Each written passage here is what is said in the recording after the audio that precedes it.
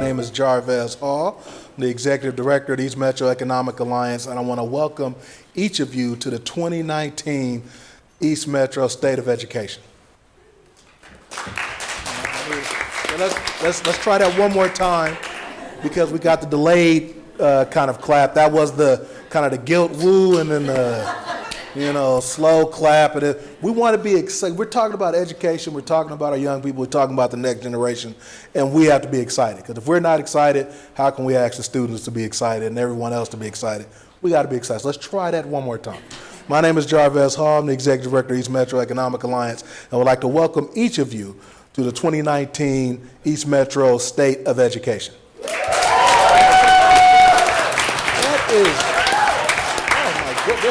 That is beautiful. See, now we need that kind of support for all the things that we're doing in education. See, that's how it starts. It starts with the support here, starts with the things that our esteemed panelists are going to be saying, and then it starts all the way, it replicates throughout our communities, our societies, our elected officials, et cetera, et cetera. So I want to thank each of you for taking the time to be here. I want to thank our esteemed panel. So thank all of you for coming. We thank you for attending. We also want to make sure that we thank the sponsor for this event and helping us make this event happen, MetroEast Community Media. Dr. Gray was not able to be here today, but I will give their 2 to 3 minute spiel. They actually just recently had an open house on October 8th where people had an opportunity to meet the educators and teachers. If you're not familiar with MetroEast Web Academy, it is an online it's an online school here in our district. They're right down the street down there over on Civic Drive. They offer a variety of courses. It is a fantastic place if you haven't been there to see a lot of the things that the students learn and working on. It is a school just like any other, except it's online, which is actually really cool. If you haven't been experienced with online education, it is fantastic. Their vision is transforming education by empowering multiple innovative pathways for student success.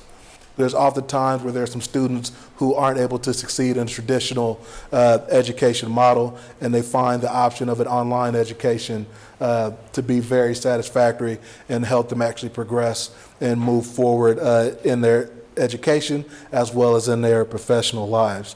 The East Metro Web Academy is an online public charter school approved by the Oregon Department of Education. The school's web-based curriculum meets Oregon State standards, and highly qualified teachers provide the instruction.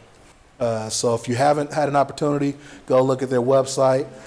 Just Google East Metro Web Academy and it'll pop right up. So feel free to give them a look, and we thank them very much. Dr. Gray is doing some great things. Tonya Gibbert and the rest of the team over there are doing some fantastic things with their program. So we're very excited for what they're doing at the Web Academy. So let's give the Web Academy a big round of applause.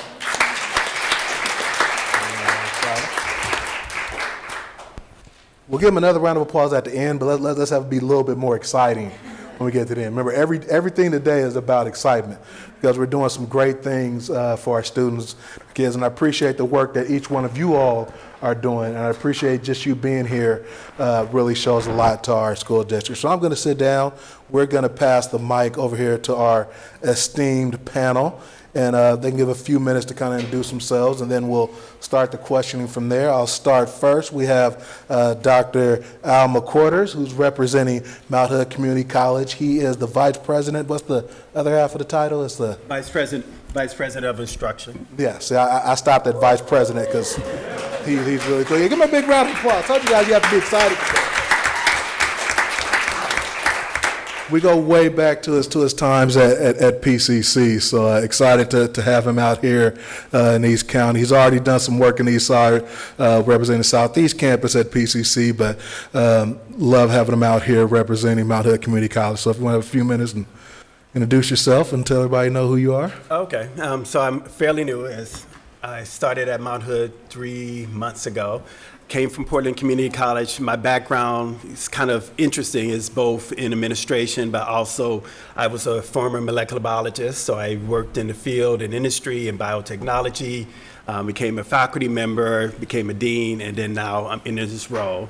So at Mount Hood Community College, I oversee everything academic, so everything from workforce to the Small Business Development Center to the career technical education programs to lower division transfer. So it's been a very exciting to learn about the institution and to connect with the community as well. All right, thank you very much. We appreciate you being here. We'll go right down the list. And Ken Richardson of David Douglas. You want to give a quick review? Yeah, give me a hand clap.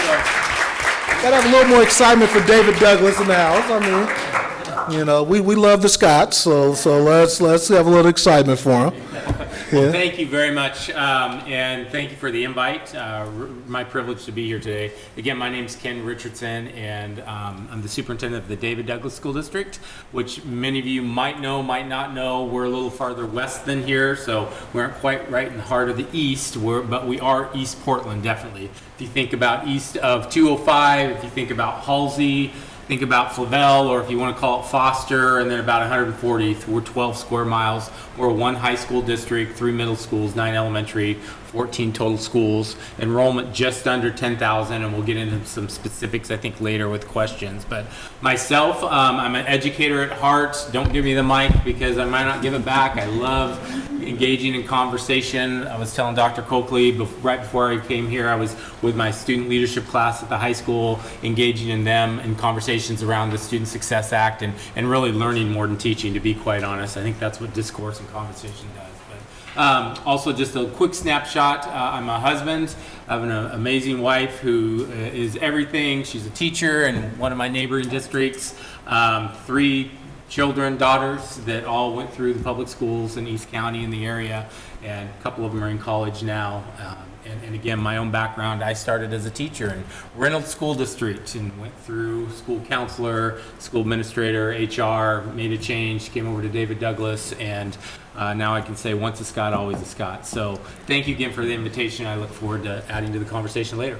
We appreciate you, and we are going to actually have to hand you the mic because since we're having this on TV, you actually will need to talk at least a little bit into the microphone so people at home can hear you. Next up is Dr. Paul Coakley of Centennial. His father was my principal at Gresham High School. We still have some fun stories about, I thought he was retired, but apparently he's still doing some things. They can't get him out of the schools, apparently. They tried, but he keeps coming back. PPS right now. Yeah. So Dr. Paul Coakley. All right, hi, thank you for having me. So I am superintendent at Centennial, and it's an honor to be able to serve in the community that I grew up in. This is my 4th year as superintendent at Centennial. Before that, I was the assistant soup HR director in Centennial for 2 years, and prior to that, I was in Rainier, Oregon as the principal of their K-5 school, Hudson Park Elementary. I was also their assistant superintendent my last year there. I started off as a teacher in Portland Public Schools, Martin Luther King Elementary, and then I also worked at Beach when it was a K-8 dual language program. So those are some of my background experiences. I've been a dean of students and a reading specialist. I come from a long line of educators. My dad is a retired principal who was at Gresham and also in Portland Public Schools. And my mom taught kindergarten for 30 years in Portland Public at Vernon Elementary right there on Killensworth. And so, I didn't think I was going to ever go into education, and I started off trying to be like Teresa Carson. I wanted to be a journalist, but I lost a little bit of interest in it once I was about my 2nd year of college. So ended up being in the Portland Teacher Program, which is a great program that's out of PCC that is really working on getting teachers of color and administrators of color into our school districts. And that program has student teachers within the Portland area. So I came out of that program as well.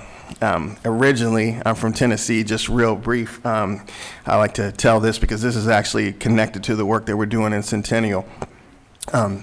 When I grew up in Tennessee, my house, no matter how small or large it is, had a den and a formal living room. And when we moved to here into East County, my parents spent a lot of time in apartments, and I moved around. I was a kindergarten student at Centennial.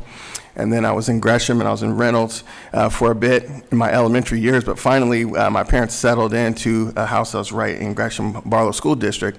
And I asked my dad why it took so long and how come I had so much mobility, and he said, I was looking for the right house. And I said, you're looking for a house that had a den and a formal living room. Because my brother and I, we could do whatever we wanted in the den, but the living room was off limits to us as kids. That's where the good furniture with the plastic was. And so we weren't allowed to go into that space until I got older, and then my parents invited me in. But what I tell our educators in Centennial is this year, we are taking down all barriers, and we are inviting our community and our community partners into our formal living room. Because we're going to get real transparent about what's happening in our district, what our strengths are and what our challenges are, and we need everybody to know what they are so they can support us. So that's our work this year, is inviting everyone into our formal living room. So thank you for having me. Thank you very much. I dare you to go sit on your daddy's good couch and see how that work out. You may be a doctor and a superintendent now, but you still can't sit on the couch. But we appreciate it. From Gresham-Barlow, Dr. Katrise Perera, we're excited that she's here with us, and excited even more so that LSU is doing well this year, and hopefully they knock off Alabama and get out of the West this year and get to that SEC title game. So Let's go Tigers. we're hoping for that. I know a lot of my money goes there. I have a daughter who goes to school there.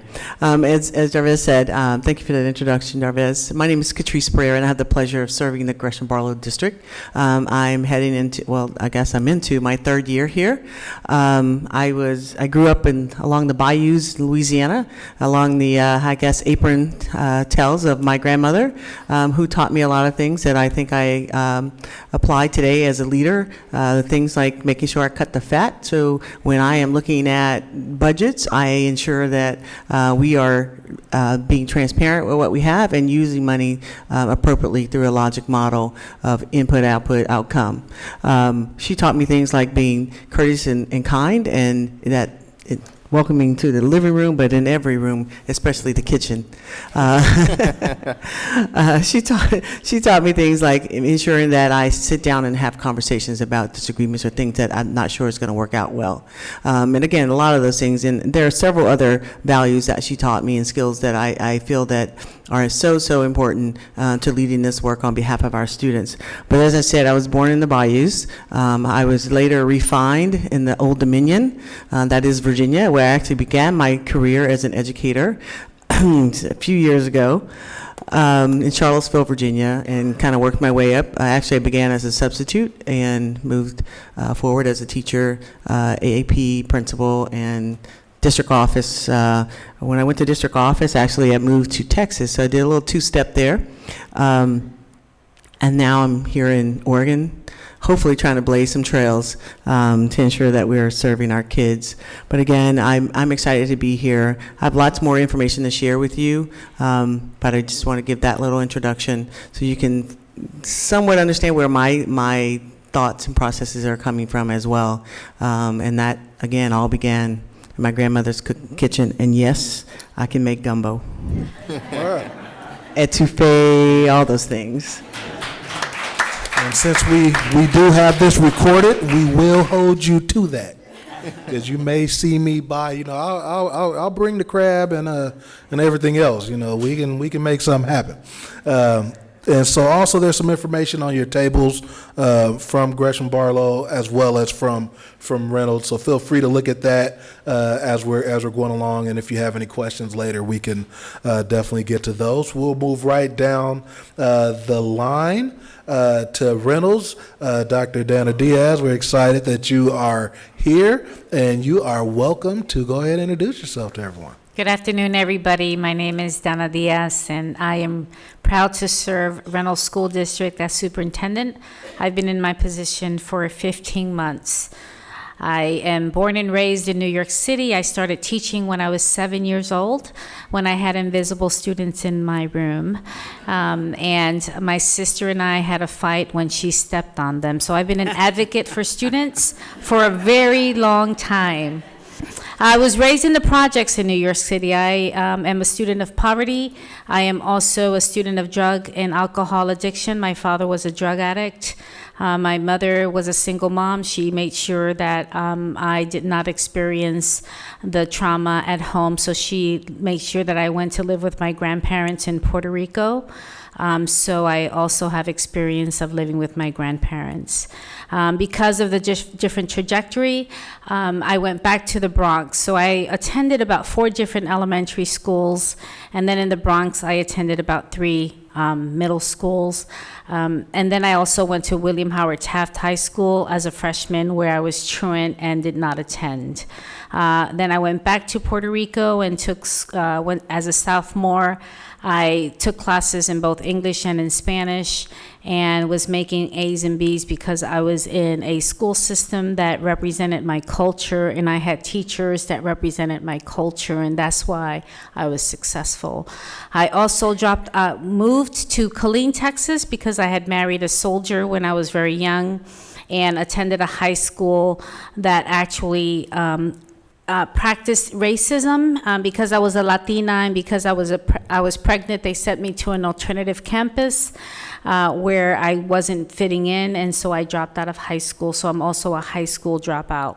I'm the first person in my family to go to college, and I'm also the first doctor in my family. I represent the students of Reynolds School District, and I'm very proud to be a warrior and a courageous leader to make sure that I disrupt and dismantle the oppressive environments that our students experience, and to make sure that they have a culture and a community that is going to support them in a way that they can perform at high levels. So I am really proud to be here. I started my professional career. I did end up being a teacher finally at the age of 26. I went to Central Texas College in Killeen High School, where I received an associate's. My Spanish teacher realized that I could speak Spanish really well, so she made sure that I started teaching. So my teaching career started at a prison for women. And then I went to Mary Hart and Baylor and received my bachelor's degree in elementary ed. That university did not provide bilingual certification, so I minored in Spanish, which was really easy. And when I graduated, I ended up moving to a big city by the water because I'm from New York and Puerto Rico, so I moved to Houston, Texas, where I began as a bilingual teacher, and from there received my master's in preschool education, and decided to become a principal because I didn't like the way they treated my parents in the office, because they would yell at them because they didn't speak Spanish, they didn't speak English, so I decided to be a principal. And then when I was a principal, I had experience of overt racism, and that's when I decided to become a superintendent. And so then I had to go back to school and get my PhD, and I went to the University of Texas at Austin and received my PhD in 2004. However, as a woman and as a Latina, it took me a long time to become a superintendent. So I worked in central office. I was a school principal, worked in central office in Fort Worth and in Philadelphia. Finally got a job in El Paso as an assistant superintendent, and then went to Friday Harbor as a superintendent in 2015. So it took me about good 10 years to get a job as a superintendent. But now I'm proud to be a superintendent here at Reynolds, and I'm really grateful to have all of you in the room, because I know each and every one of you are going to help all of us raise the achievement level of all of our students. I'm really happy to be here. Thank you. Thank you very much. I definitely have to work on my Spanish. It's sad that my 7-year-old daughter speaks way more Spanish than me, so I'm working on that. She makes fun of me all the time for not being able to speak Spanish, and for having me have her translate half the time whenever I go somewhere. But I'm getting there, one step at a time. I'm past hola, but not better than the response to como estas. I'm getting there. So we're one step at a time. We're going to get there, though. And so, last but not least, we have Micheal, and I always kill his name. So I'm not going to kill it today. I'm just not going to do it. I refuse to do it today because I always want to say Lopes-Serrao, but I always kill it. So I'm not going to do it. Micheal for Parkrose, please welcome him today. So. Thank you. Thank you. So my last name is pronounced Lopes-Serrao. It's Portuguese, so the two R's together make an H sound in English. It is very hard to pronounce. The only place Lopes-Serrao is pronounced correctly is where people speak Portuguese, right? So I love to go back home to Portugal and hear my family say my name. I actually, kind of relating to Danna's experience, I remember as a kid, my family immigrated here when I was young, and I remember changing my name, right? I went to the last name of Lopes because it's a hard name to say, right? And then about 15 years ago, I went back. My parents are divorced. My dad's still in Portugal, and my dad started giving me a hard time. Like, this is your name. You have to use it, because he could see that I had just used the very first part of my name. So now I proudly and more than happy to help people learn the important sounds of the Portuguese language, and it is very unique. So Micheal Lopes-Serrao, and as I said, I actually spent my entire life, I spent a lot of time in Portugal as a young child, and really was part of an experience of my mom's side of the family coming here to this country and actually coming to Portland. And I actually grew up in Northeast Portland, went to Vernon Elementary School for a period of time, and then my mom decided I needed to go to Catholic school, which in my opinion was not a good idea because I was deathly afraid of nuns. I'm afraid of clowns, and I'm afraid of nuns. So those were deep-seated fears. But growing up in Northeast Portland and now proudly serving the Parkrose School District has been a really important experience for me. I started teaching in the Beaverton School District. I was a primary age teacher there. I taught everything from kindergarten to fourth grade, and then I decided I wanted to become a principal. It was a tough transition because I really had a dream to be a teacher. Making that transition was tough because I was the first person in my family to graduate from high school, first to graduate from college. So I didn't really have a lot of aspirations to go to high places, right? I just wanted to have a good job. I was raised by a single mom, and so just having a secure income and being a good person was really important to me. I too spent a lot of time being raised by my grandparents, who were wonderful people. I learned so much from my grandmother, good and bad. I was just telling somebody the other day, my grandmother, who spoke very little English and preferred not to, but at the time that my family was here, it wasn't really forgiven to speak Portuguese in public. And so even the adults in my life encouraged me, like, learn English, right? So in my generation, my sisters and I, our language slowly dissipated, and the only way to maintain the language was to actually go back to Portugal, or spend time with my grandma, or go downstairs in the basement at Sunday dinner and listen to all the men talk and drink wine, because that was the only place where you were allowed to speak the language. So I was able to maintain a lot of the understanding. But I was telling a friend the other day, my grandmother, she taught me a lot of interesting ways to navigate through life, and a lot of times it was the barriers, right? Like, when you're the underdog, here's how you get around things. And I tell you this because I think that's why I'm in the role that I'm in.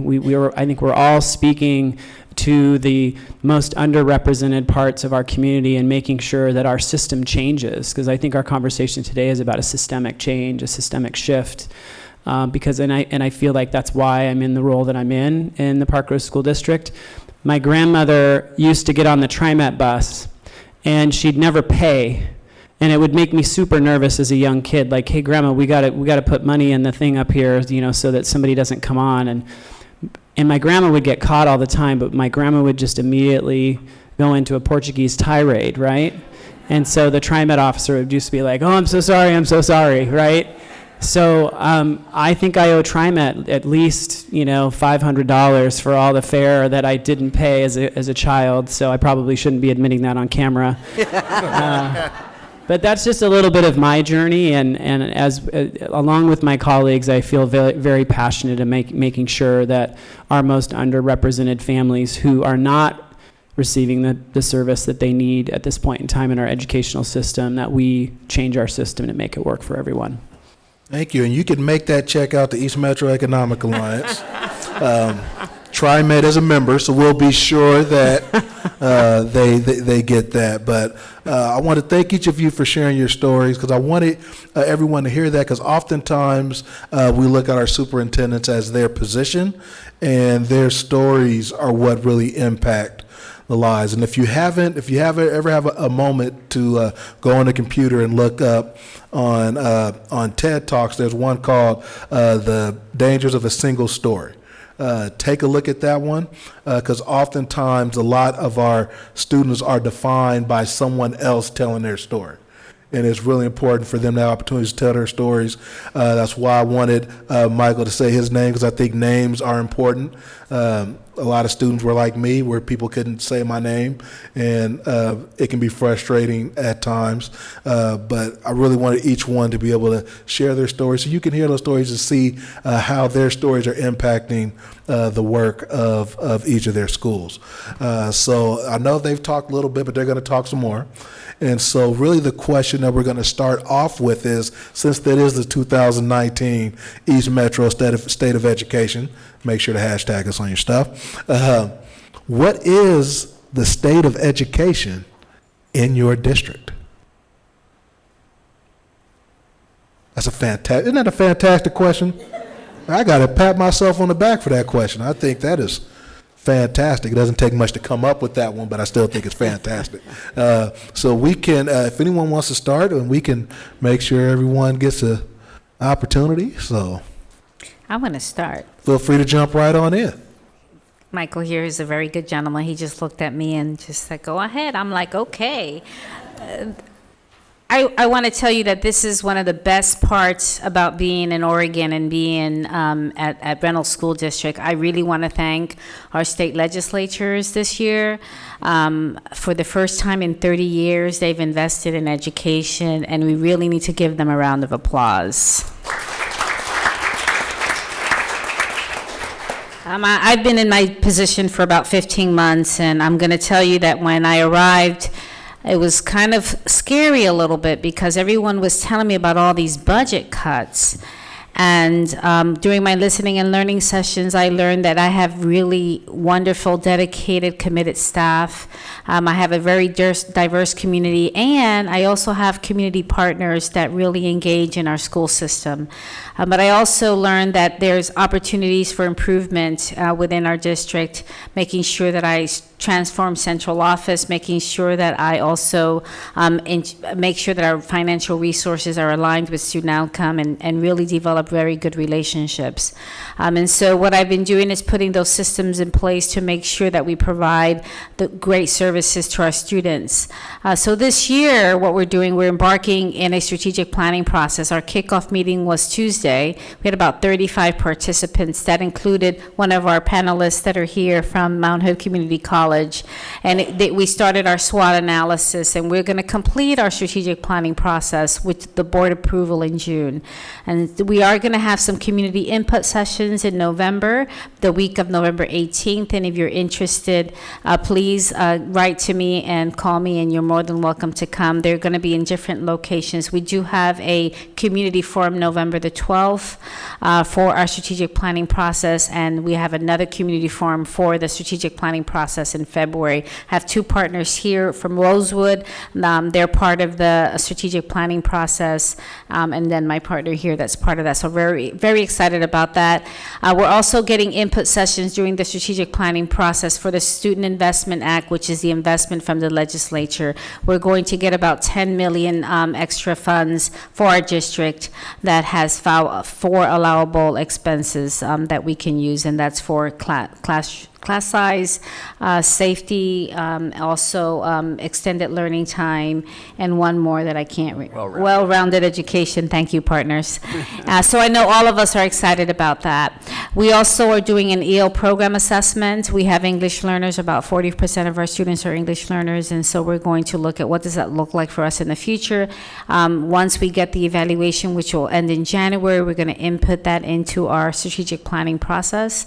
We're also doing a facility facilities assessment master plan, because our bond is about to finish in August of 2020, and we still have facilities improvement, so we plan to go out for another bond in 2021. So we would like our stakeholders to be engaged in the facilities assessment process. We have committee meetings that are happening. We just started yesterday at Alder, and we're visiting all of our schools as well. And then we also have, we're looking at our technology. The good thing is that we have a grant from Verizon Innovation that provided over 2,000 iPads to all of our middle school students. And the Mount Hood Commission Regulatory, I can't remember all of it, but I know the acronym is MHCRC. They are provided us with another $1.5 million, almost $2 million for computers for our high school. So we're almost at one-on-one, but now we need to do a technology audit to see where is the gap in technology in our elementary school. So we plan to embed that finding into our facilities assessment. So we'll have a subcommittee for instructional technology that will be embedded into the facilities assessment, just in case we do have a gap, which I know we do, then we'll have to ask for funds with the bond. And then we also have our budget input sessions. October the 17th, we have a community forum at Wilkes Elementary School from 6 to 7:30. You're all welcome. That's when we're going to start asking questions about the student investment account and how the community would like for us to use the funds. Also on November the 7th, we have another community input session. And if you cannot attend, the November 7th will be at Reynolds Middle School. If you cannot attend, we will also have an online session as well. We are doing great things at Reynolds, and I want you to know that the U.S. Soccer Foundation just donated a mini pitch at Reynolds Middle School, so it's really beautiful. You need to come and check it out.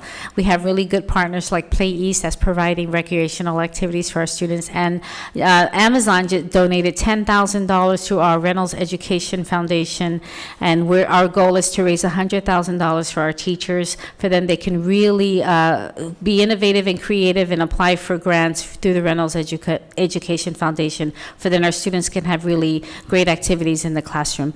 I love what I do, and I could keep the mic just the way Ken said, but I think I need to give my partner some time to talk about what's happening at their school district. Thank you so much.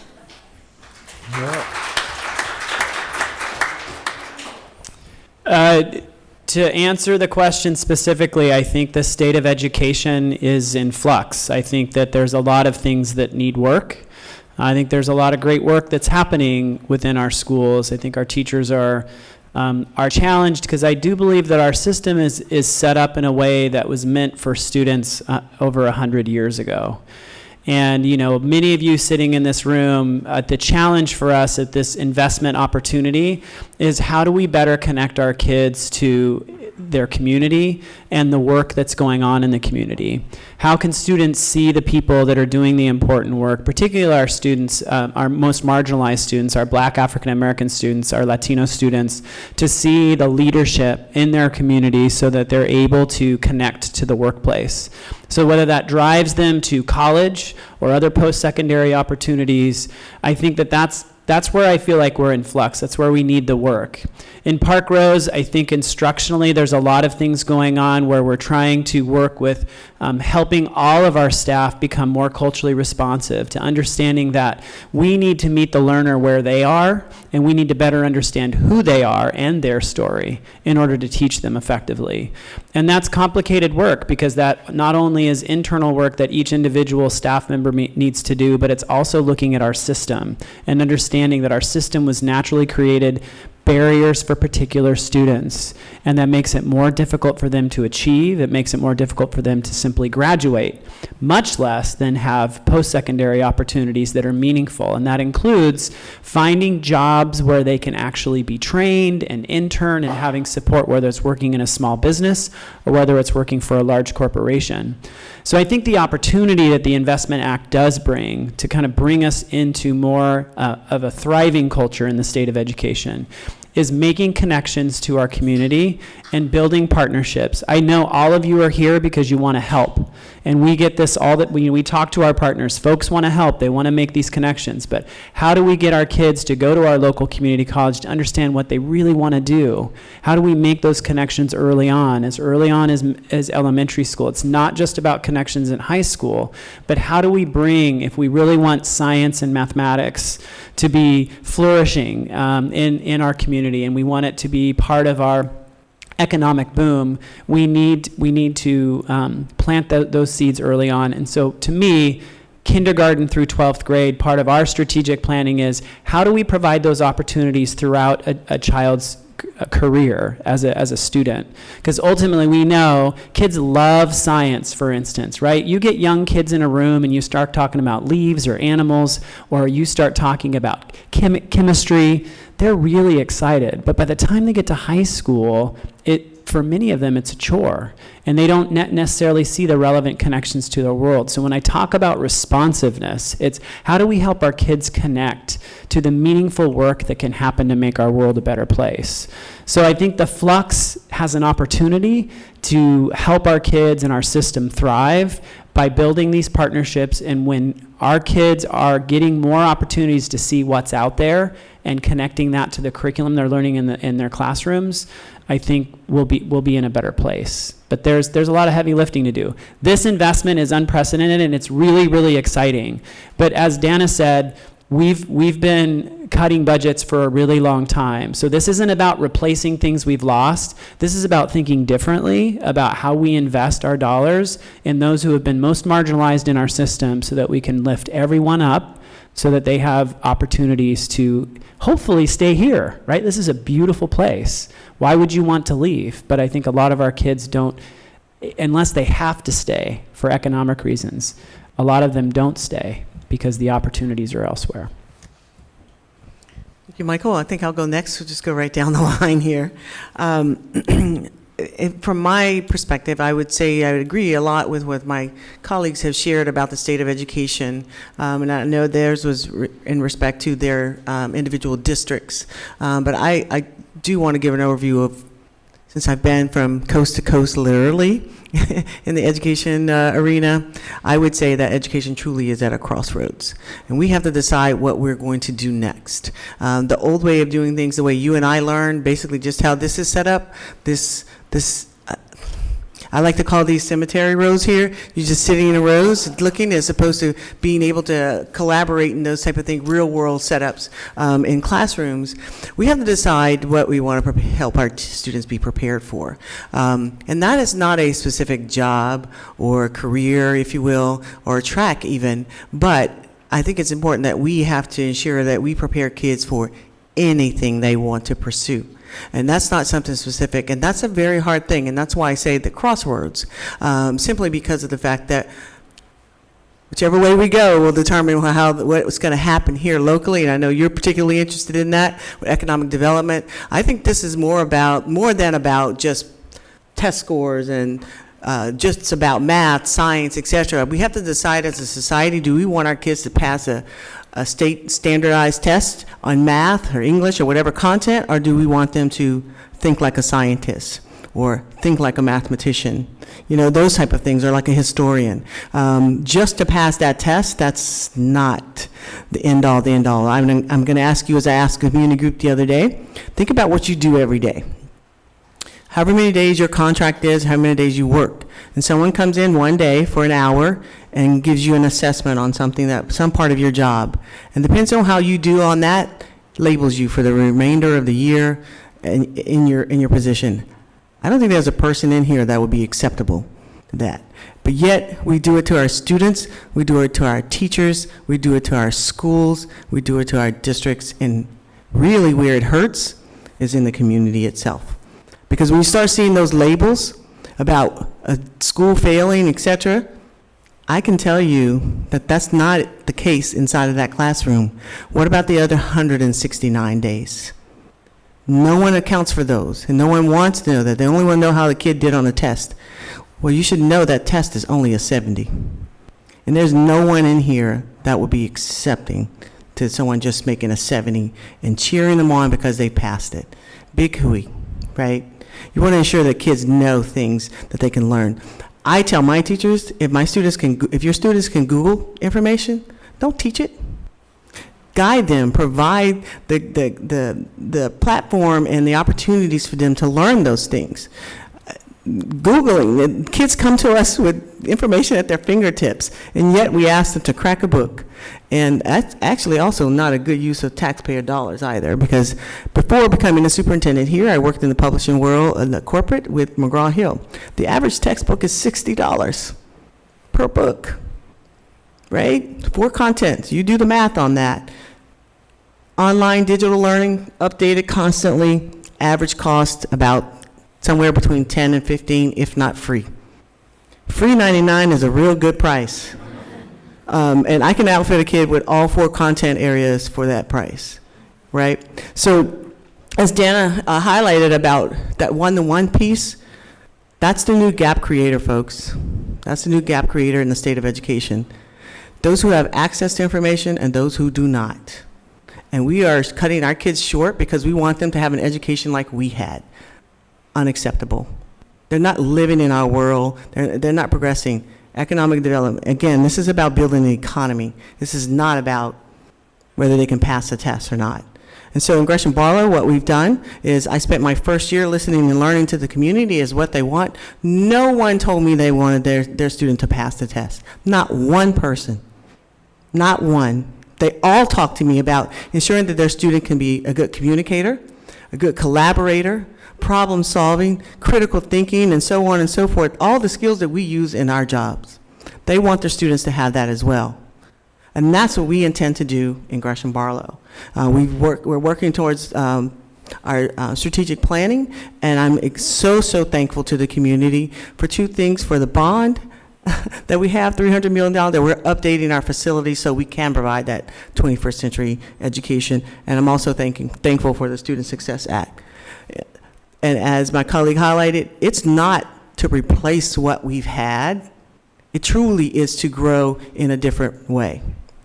Our students deserve the very best, every single one of them. And I absolutely love serving students. I was in a class yesterday, and they're like, "Why do you do your job?" And my thing was, I do it because of you. Because I want to ensure that you are successful. So I like to say I have about 11,000 kids. I'm married with 11,000 kids, and I put Perera on all the ends of their last name, so if you have kids in our district, I'm sorry. I know you're like, well, you can feed them too, but well, we do, twice a day. But nonetheless, I'm going to allow my colleagues to talk, but I just want to share, we are looking at the top 10 jobs in this area that will grow by 30% or more. And that's what we're going to prepare our kids in those areas and arenas to ensure you have some literature on your desk that will give you some background on some of our pathways that we have, and know that we already have resources for those things. It's amazing when you look closely and cut things you don't need and use things that you have. It's amazing what you come up with. So that's Gresham-Barlow, and I have a whole lot more to say, but I know my colleagues need the mic. We appreciate that. Now, since we're on television, we want to be careful saying that free is a very good price, because the estate of Tom Peterson, local business legend, Tom Peterson, may come after you, because that was his big thing locally, was free is a very good price. I'm still going with free 99 with 100% off coupon. Now, unfortunately, he went bankrupt a couple of times, which is probably why free was a good price. And I know McGraw-Hill gets mad at me because of the OER resources I like to use in the classroom, where there's a lot of free material online. So if you are working with students and programs outside of school, definitely look at OER Commons. There's a lot of really good free information that is, as long as you're using it for non-commercial purposes, is free to anyone to use in a classroom setting. You like free 99 too. I do. I was, like I said, I used to get the Tom Peterson haircut, so I know about free being a very good price. So we'll just move right down the line. All right. So I would definitely agree with my colleagues, and also I would say that the state of education needs a paradigm shift in the way that we teach students and the way that we educate students. And so the work that we're doing in Centennial is we're working on moving from an invitation to learn to a guarantee that we are ensuring that our students will learn. An invitation to learn is basically what I was provided in K-12, in a K-12 system, and probably most of you, which basically looks like an educator having a curriculum map and a set of curriculum and then teaching it to a classroom of students. And if you're a student in that classroom that has support, if you have somebody that's making sure that you attend, if you're a good listener, if you've learned to be a good note taker, and if you don't have a lot of trauma in your life, an invitation to learn is probably going to work for you. And it worked for me, and I had a lot of those things. But for several of our students, an invitation to learn doesn't ensure that they will graduate. It doesn't ensure that they'll be successful. It doesn't even ensure that they'll be connected to their school culture. And so we're trying to make that shift. How do we move from providing students with an invitation to learn to providing students with relationships and authentic connections to ensure that they know we care enough to ensure that they will learn regardless of what they're coming into a classroom with. And so the work that we're doing is focused around our strategic plan, Destination 2023, which focuses around teaching and learning, community partnerships, having an effective district-wide system, as well as healthy culture and environment at every single school. And so we're in year 2 of our strategic plan. I think I talked about it when I was here last year. And what I would say is that some of the things we could be proud of in year 1 is that we've saw growth in our attendance. We've also had incremental increases in graduation rate, especially when you break our data down by race and disaggregate it. Also, we really did a lot internally with fixing our safety and security of our schools. So in Centennial, our biggest barrier is our facilities.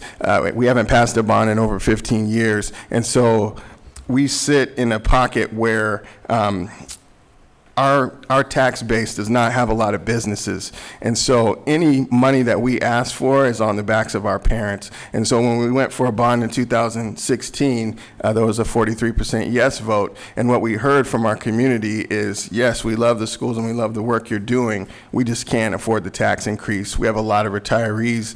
We have a lot of new families that just couldn't afford it. And so we are going for a bond again, which our board is hoping to discuss and put on the ballot May 20, 2020. And so this coming up May.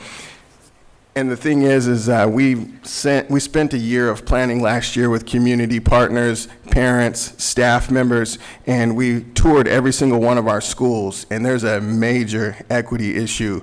We're looking at just things behind the walls are more than $70 million.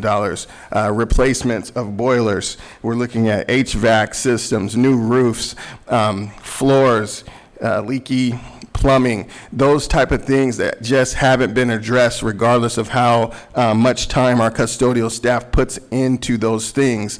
They're just old and they need to be replaced. And so when you look at the East County districts around us, I'm really excited about the work that they're doing with the bonds they've passed and the buildings that they're seeing. But then for our students in Centennial, they deserve those exact same things. And so looking and touring at every one of our schools, there was $136 million worth of needs that we could touch in our district without even doing a building improvement at all, where nothing even looked new.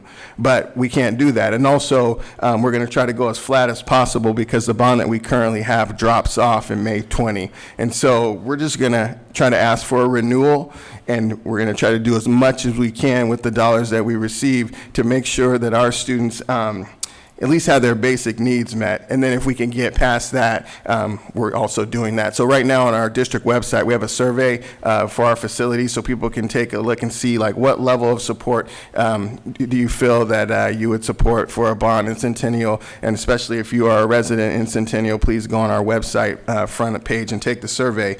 And then also another thing that was a big win for our school district last year with our strategic plan was in listening to our students and just bringing in students student voice into the process, we heard a lot about the barriers of having the earlier school start times in Centennial, and so we adjusted our school start times based on student voice, and every single one of our schools is going 30 minutes later, which we've heard a lot of positive about, and we're actually doing some debriefs with families and parents around how the start times rollout has been. Another real big positive is that we were able to settle our teacher's contract through interest-based bargaining, which is a collaborative way of doing things. It's just discussions with teams around issues and then working through those, and we were able to settle that for a 3-year contract, as well as with our supervisor non-union and our administrator groups. And then lastly, I just want to thank all of you for supporting us in our advocacy work last year, and we wouldn't be where we are with student success funds and being able to plan and really think outside the box in the future if we didn't have community partners as well as our community members really pushing advocacy around funding K-12 closer to QEM. So I appreciate everyone for that work. And so those are just some of the quick things in Centennial, but I would say that the biggest thing is just talk to us about our facilities needs and how you can engage. And we have a great citizens group of people that are really working on that. And I think that if we can be successful in that way, it's going to be a huge win for students in Centennial for the next 15 to 20 years. Thank you.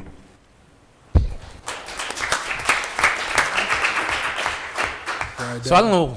Oh, go ahead. I'm sorry. No, I'm saying right down the line. Oh, all right, great. So I'll just jump in. I have no idea on time limit here, but I do something to make someone mad because I always have to follow these guys. And wow, if you ask me, the state of the education is amazing, right?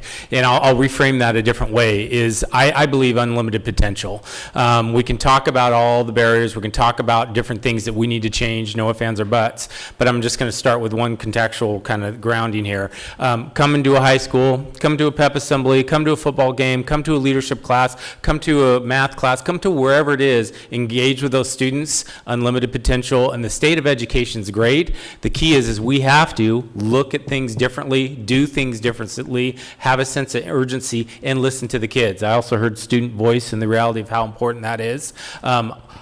Our youth, our generations, they're amazing. They have unlimited potential, unlimited capacity to learn. So what do we do to listen to them, to learn from them, and create the conditions for them to be successful? And that's what we're focusing on in David Douglas. Improvement science stole this quote. Many of you guys have heard it. I know all of my colleagues have. Our systems are perfectly designed to get the results they're getting.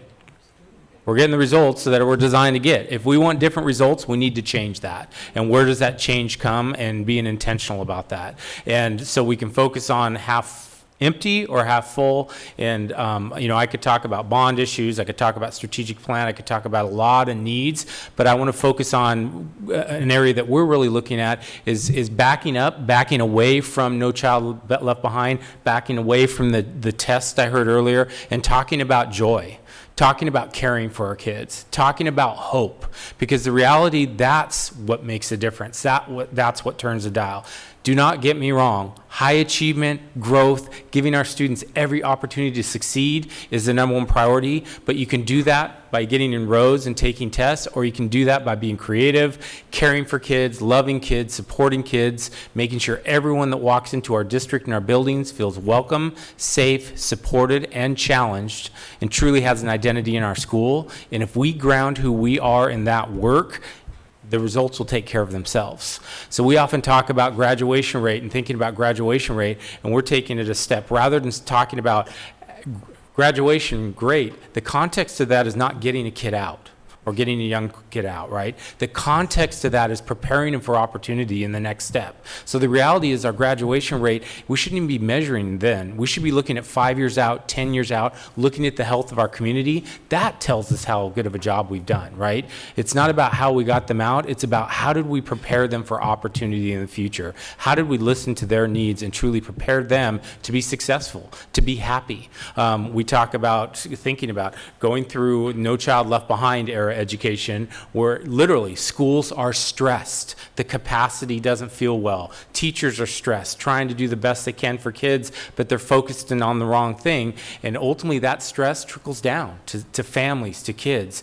They get to the end of graduation, they graduate, they have no hope, no direction, no vision. Maybe they passed SBAC, but what did that really do? Versus a profile of a graduate who graduates with hope, who has a vision, believes they have unlimited capacity, is happy, is healthy, the importance of health and focusing there. So we're taking that turn as well, thinking about student health, staff health, not just as an afterthought, but truly making it a priority in our districts, having a goal. This is the first time that I know of in our district where we, in our continuous improvement plan, we have a goal around our student and staff health and wellness and the importance of that and how that carries forward. So I know all of my colleagues are doing this and probably in front of us in the work too. I just am choosing a little different focus on the communication here, but I truly believe that we have unlimited potential, unlimited capacity. How do we look at our students, listen to our students, and move forward and not be afraid to make change,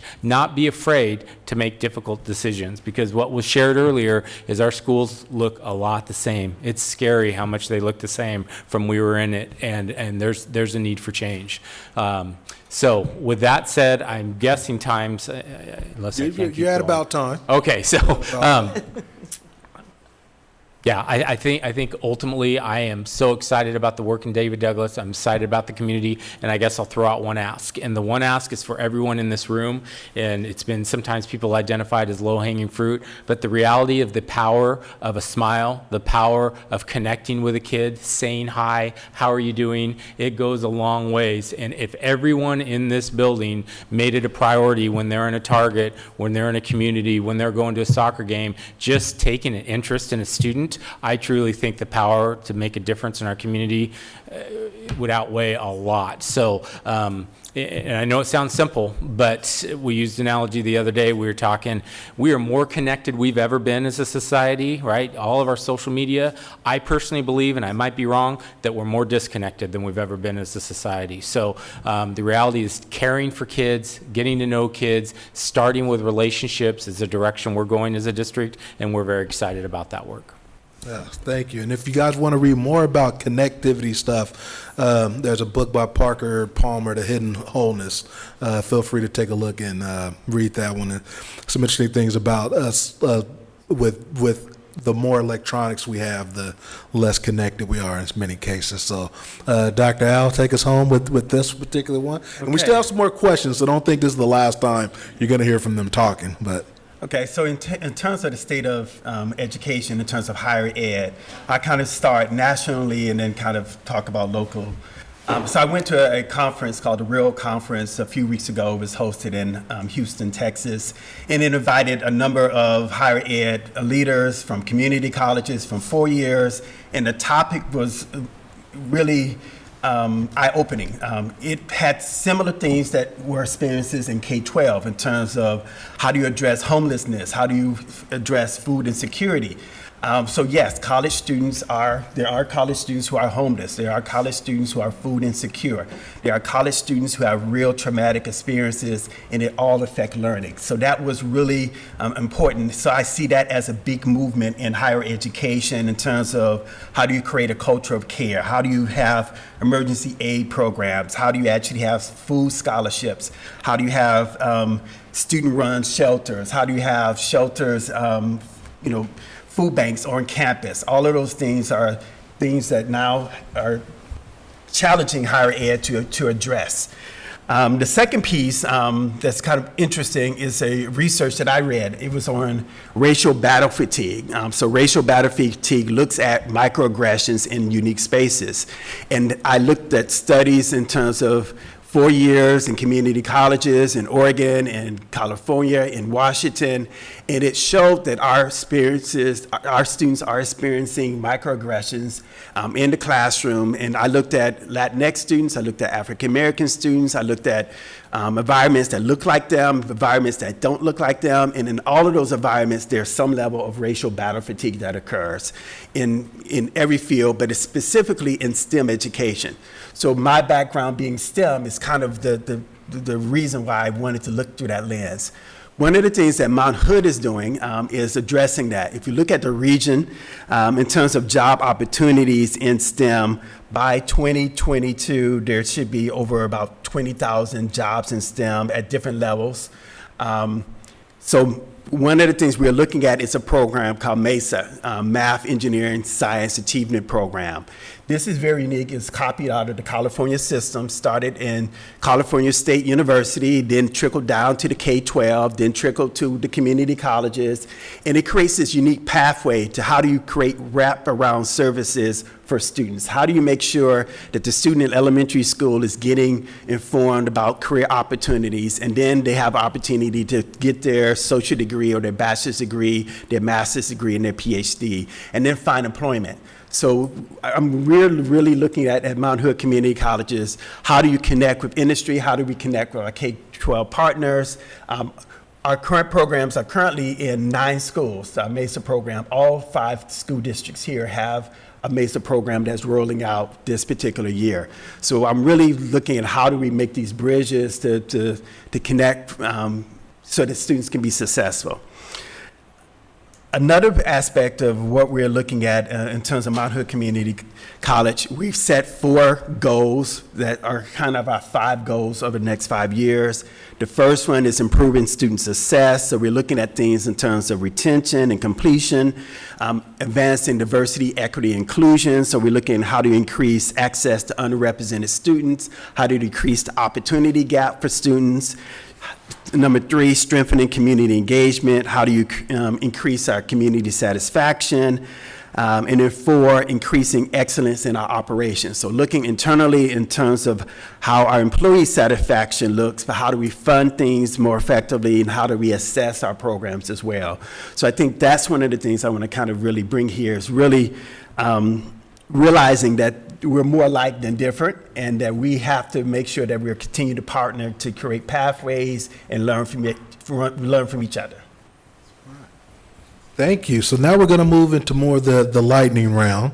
So we're going to ask these questions, and the answers will be more lightning speed per se. But quick updates, kind of. I want to have a quick update if you have opportunity. Some of you talked a little bit and touched on a little bit about bonds, but a quick update about either a bond that you have, a bond that you're finishing, or a bond that you need. Feel free to talk a little bit about that. And then if you want to share really quickly also, I think one thing that gets lost when people hear bonds, they usually think, oh, they're just asking for money for stuff. But quickly, Dr. Coakley touched a little bit on the facilities piece of it. But, what is the real impact of these bonds that you either have or are asking for? I think people need to hear a little bit about that. So feel free to jump right in.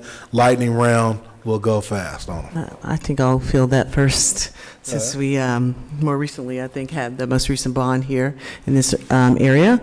And again, I think the community, the Gresham-Barlow community in 2016 passed a $300 million bond that has allowed it and afforded us to update a lot of our facilities. We have 2 elementary schools that we totally rebuilt, that's east and north. And if you haven't driven by or seen those facilities, it's really an amazing sight. And what tickles my heart the most is the first day of school and the kids are walking in, have you seen my school? And I'm like, yes, I've seen your school. It's so exciting.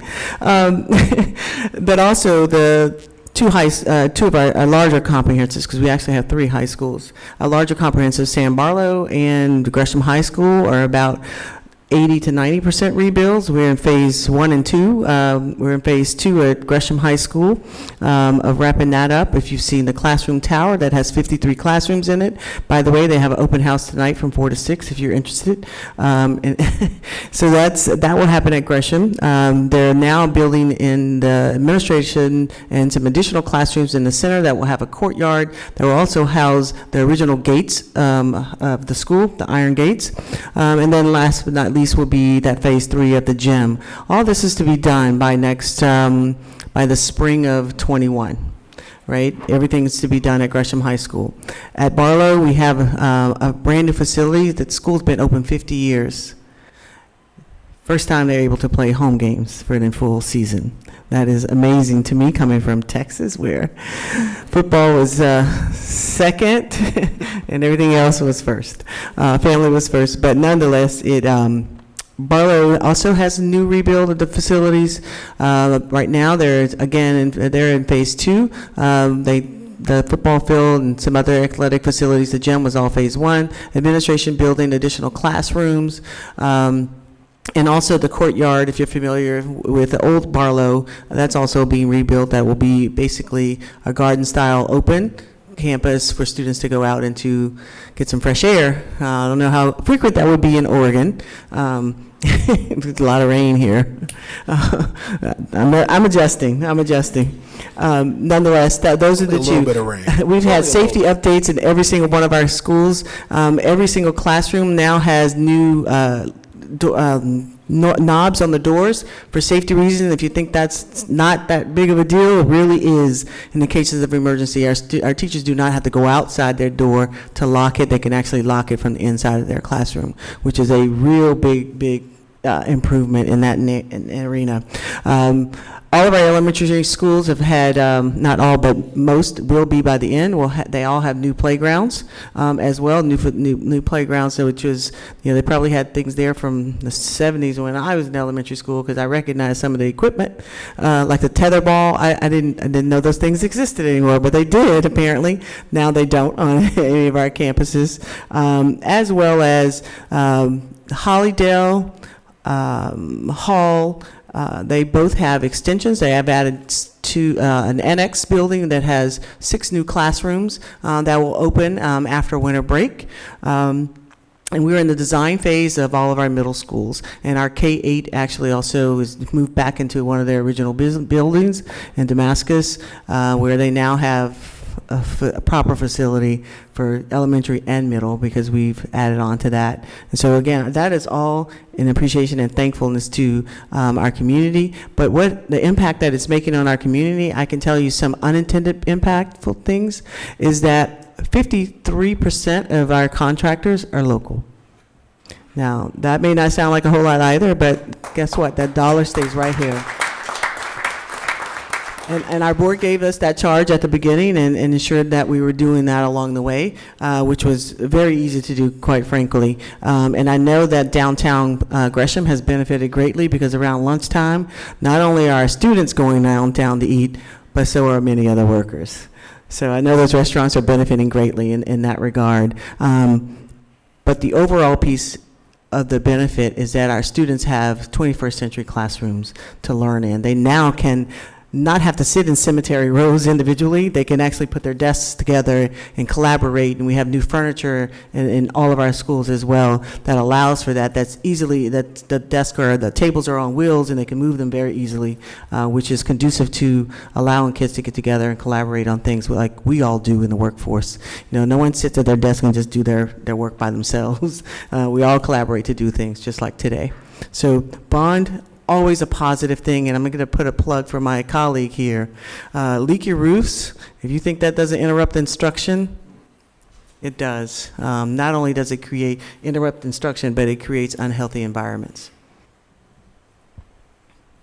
I'll go next. We are almost in completion of the 2015 bond at Reynolds School District. We built 3 brand new schools. How many of you are graduates of Reynolds? Yes, perfect.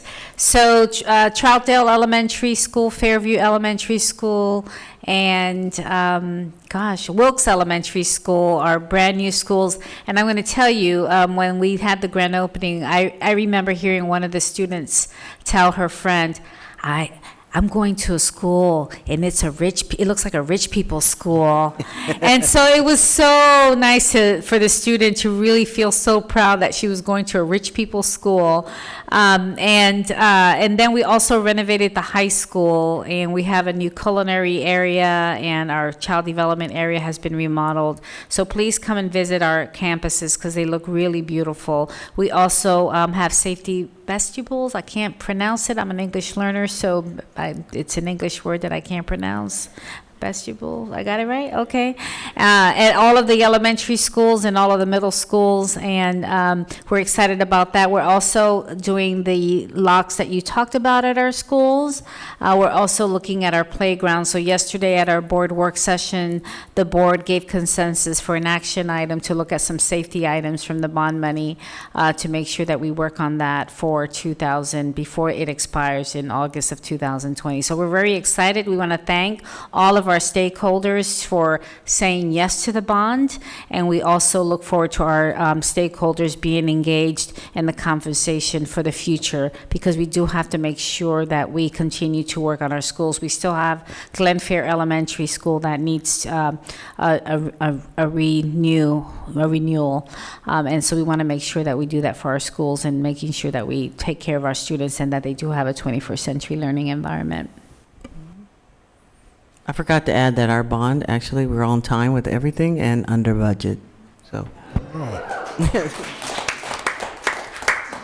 I'll jump in. We are currently exploring a bond. Our board is currently exploring a bond. We're looking at either the fall, November 2020, spring 2021. We're going to be coming out with polling soon.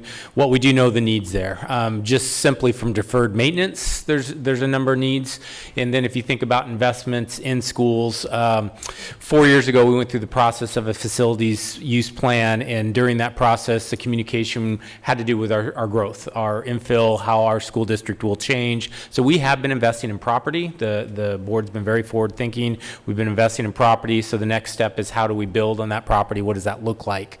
It's kind of an interesting situation we're in, because during that time frame we were going through growth. In fact, we were at capacity in our district, pushing almost 11,000 students. At this point we're actually going through declining enrollment. We're just under 10,000 students. That's over the last number of years, which, based on exit interviews as we've kind of gone through it, it's gentrification. It's truly hit our district. Our neediest families are being displaced, and our enrollment is changing drastically. With that said, we know that that's a tick right now. We know ultimately long-term our enrollment will be growing again and gaining. So based on that, we're trying to think forward. How do we get support from our community, and what does that look like? Our last bond was 2012. It was $49 million for deferred maintenance, added play structures, playgrounds, all the kind of internal makings, safety, those kind of updates, which I'm so thankful to our community for that support. We also delivered under budget, which we're very excited about and proud of, because each time we get a bond, we talk about this bond sets up our next bond. So we're really excited about the forward thinking, connecting with our community, and the intentionality of our board, but one step at a time. And then to your questions, the impact, I think Dr. Perera said it very clearly. If you've ever walked into a new school, new building, anywhere with students that don't go to that school, if you've ever been a coach, or where they walk in and wow, and I mean, it's amazing what a learning environment does for a community and for kids, and giving them the best opportunities. And then I'll just throw the one last thing is how do we truly look at 21st century classrooms? How do we think differently? Because the reality is you know, most of the careers that we're educating students for today don't even exist. So how do we stay in front of that, and how do we keep an open mind around that? So. And I would just add, for us in Centennial, just to reiterate, we're looking at a bond in May of 20. We got a potential bond for May of 20. Our survey is up now. Please go on our district website and take our survey so we can gauge our level of support, as well as what kind of package we'll put together. And then you'll hear more about it, and it'll go to our board for a recommendation to put a bond on the ballot in December or January. And we're really just gauging as much from our community as possible with their feedback, so we can really come up with something that will benefit all students in the Centennial community. And also, if you're interested in engaging in our citizens group, just reach out to our district office, and they will connect you with Shar Giard or Rod Betcher, who are co-chairs of our citizens group. Thank you. Dr. Ell? Yes, we're currently in an assessment mode, so we're assessing by two ways. One, by completing a program review assessment.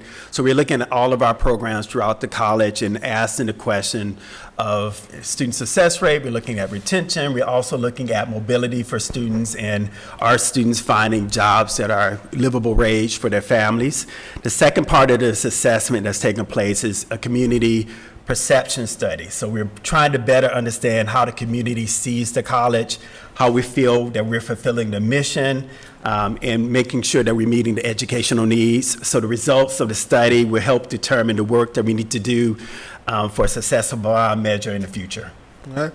Thank you. We're going to ask one more. We're going to go a few minutes over, so forgive me.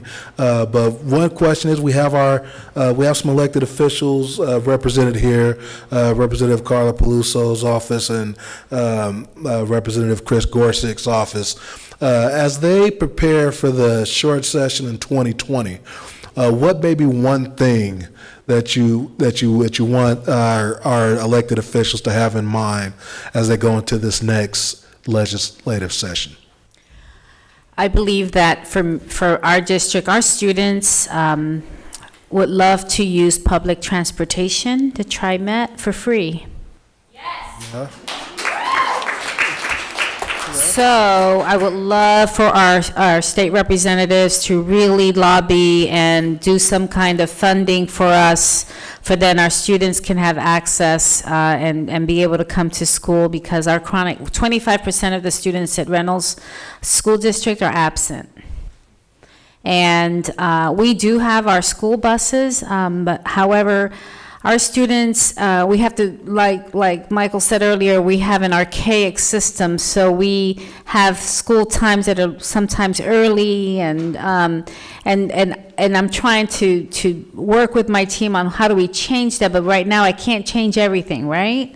So if the state legislature can help us by providing passes to our young people, then our young people can still get to school on time, and then they can graduate on time. So I would ask them to work on bus passes, fund bus passes for our kids. That's the number one thing I would like for them to do. Hear, hear. I absolutely agree. We don't want to use my grandma's method, right? So my biggest concern, one, as I'm very thankful for the recent legislation, but I think another thing that impacts school districts that a lot of folks don't know about is that we have something called Division 22 standards, which are all this very, very long list of requirements that we're required to report to the state, which is ultimately means that are we following all of the new laws? So just out of this past legislative session, in addition to the funding, there are just a lot of requirements of things that schools have to do. So again, most of the time in my 28 years of being an educator, it doesn't come with any sort of funds. Physical education is a good example of that, right? So like there is a physical education law on the books that kids need to have 150 minutes a week. Great, right? That's like a half hour a day. But as my colleagues have been talking about infrastructure and 21st century facilities, we don't have the infrastructure or the staffing yet at this time. And I say this while at the same time knowing that this Investment Act is here. But some of these requirements really do place a burden on districts, and I don't think it's intentional, but there's a very long list of curricular guidelines and new things that we should, that the legislature wants us to be teaching in school. And I'm concerned about how are we going to implement all of that and engage the community appropriately with the Student Success Act and invest this money in an innovative way that's going to benefit our students. So I think our legislators need to be cognizant of that.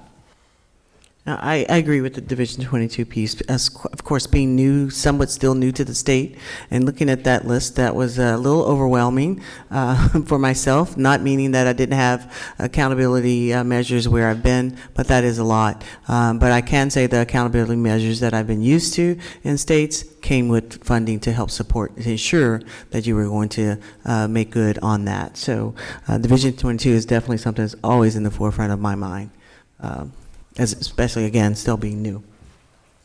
I'm in agreement with everything that was said, but also I would just add that we are making a lot of progress with the Student Success Act, and everyone's hopeful about what it can do. And also, we still have not yet reached the quality education model. We're getting closer to it, but there's still also work to do. So that's what my message would be, is that we need to keep going and make sure that everything that we are putting in place is actually sustainable, and that we're not going to have to pull it away once it's there and we have those systems in place. So I would agree with everything, and I just add, I guess, legislate by mandate. Compliance systems aren't healthy typically, and thinking about how are they supporting. So when they go to the table, obviously there are needs and they have to go through the process, but thinking about support, there's this old saying that says there's those who teach and those who support teachers, and that's something I believe in. So someone's in the classroom, the farther away you get from the classroom, the farther away you get from kids in front of you every day, how are you supporting those individuals in education? So I'd ask the legislators to think about that. We have the benefit of having a government affairs specialist, lobbyist that works through ESD that we all share, just sat down, and all of these topics we've talked about within our district. I want to add a little context to TriMet because I'm hoping there's people out here that can make a call, do an email. The reality is right now the buses are running, right? They talk about it being a cost issue. It's not a cost issue because the buses are running anyway. So then the question is it a revenue issue? And I don't know because we can't get any data from them that says it. But my argument is our community, why not our community be the community where youth can go to jobs, go to school, go to parks, go to doctor's appointments, access resources, go to a museum for free, right? To whatever age may be. And then also try and think about that's providing your future ridership, right? You're kind of guaranteeing. So I'm sure it's all conversations you guys have had. The one piece I'd add that maybe we haven't heard is I would ask them to consider and still think about access to facilities. We currently have facilities matchings for bonds, and it's not a full amount. It's up to $8 million. But when they have those type of programs, it truly helps, I think, one, pass a bond. But two is the reality that although very exciting for a number of schools, there's some of us other schools that haven't had bonds yet, and no matter where you are, we have aging facilities across the state. So really for the state in general, for all of our kids, there's a need for updated facilities and just upgraded facilities. I think that's it. For me, I agree with all that everyone's mentioned. In terms of transportation, that is a big challenge as well. I think funding for the region is critical. So we think about the unique diversity that's in this region that represents the state. But also the third piece is funding for community college. I myself was a first-generation college student and went to a community college. You can give a full clap for that if you want. You don't have to get the half clap. And it changed my life. So first-generation college student, went to a community college, and I started my pathway. I would not be here without that experience. I want to make sure that students in this region have the same experience as well. Yeah. And I forgot to say one thing when I started with my State of the Education address, and I want to make sure that the legislatures hear our gratitude because they did provide funding for Reynolds School District to build a school-based health center. So I want to thank Senator Monis Anderson, Senator Gorsuch, Representative Hernandez, and the other one that's from Gresham, and she's a board member at Gresham. All of the representatives that live in our area that actually lobbied the legislature to make sure that we get the school-based health center. So I want to make sure I say thank you. Thank you very much. Yeah, Travis, I do have one additional one for our legislators. Coming from, again, other places and having our community colleges, our students attending and taking dual credit hours during high school, and not necessarily always in lieu of other classes, but to earn those opportunities. I think in Oregon, we've created an inequity when we do not accept those hours at our four-year universities.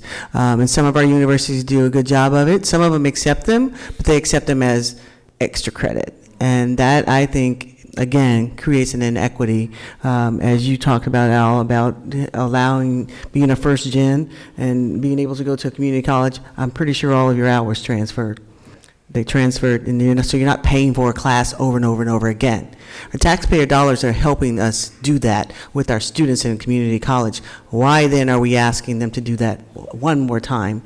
Because it's the university, a four-year university, does not want to accept community college hours as like English 101. They move that over to their elective courses, which I think, again, creates an inequity. Also being first gen, I didn't have the pleasure of community college, but I had the pleasure of having a scholarship, and that helped a whole lot. That definitely does help.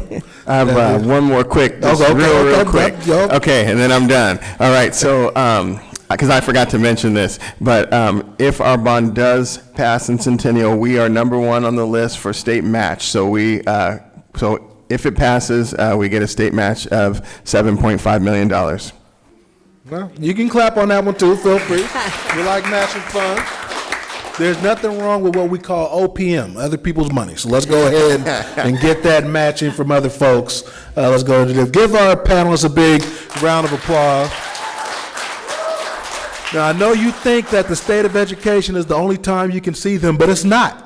Not only can you work with each of their districts, but I've implored each to make sure they're engaged with the East Metro Economic Alliance because there's a lot of opportunities to work behind the scenes on a lot of those things that you talked about. You want to get some conversations with TriMet. I was just talking to TriMet yesterday about some things. So we can, a lot of times, us working together with things behind the scenes can make a lot of things happen. A couple of quick announcements. One, if you notice, I am wearing pink. This is Breast Cancer Awareness Month.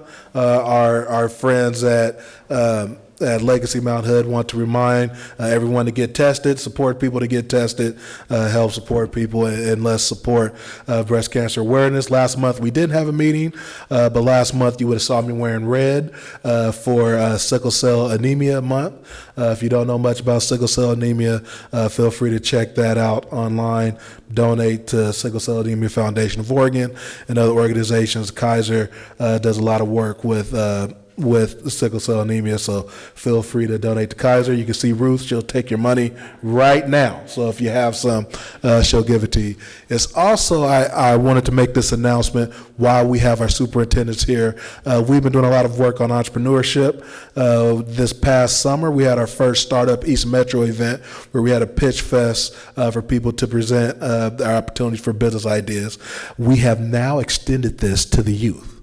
And Marianne, what's the date on that? Is it April or March? It's a good question. We'll figure out when the day was. I believe we will. This coming spring, we're going to have our first Startup Youth Pitch Fest event. And we are going to ask each of the schools who all have various business and entrepreneurship programs to work with us to identify a student or group of students that will represent your school district. And we want to have all our school district represented. And the winners not only win money for their ideas, but they will also win money for their school district. So I can't get a round of applause for winning money for the school district. And the ideas, those business ideas, we want those ideas to be STEAM focused. So we want some science, technology, engineering, arts, and math focused with that business idea. But we hope that all of you will join us for that event. It'll be an evening event, and we will have information on that coming to your inbox in the next few weeks. So be prepared for that. It'll be a fun event. It'll be a night event, so plan that in your calendars now. Come on all out, support the youth, and support entrepreneurship here in East County. So we're excited. Thank you so much. Again, give a big round of applause for our... We'll give another round of applause. We appreciate the great work of Metro East Community Media. They're going to have the replay schedule for this. We'll send that out to you as well so you can see this event. If you missed anything and you want to take notes, don't worry, it will be broadcast. So you'll be able to see that. And we really want to thank our sponsor, Metro East Web Academy. They're doing some really good things over on Civic Drive. Stop by, say hello to them, check out their website, donate some money if you don't feel like doing anything else, or you can give the money to me and we'll make sure it gets to them. Either way. So thank all of them, thank all of you. There's more opportunities to be engaged, so enjoy the rest of your afternoon. Give them a big round of applause and feel free to fellowship as you leave this afternoon. Thank you very much.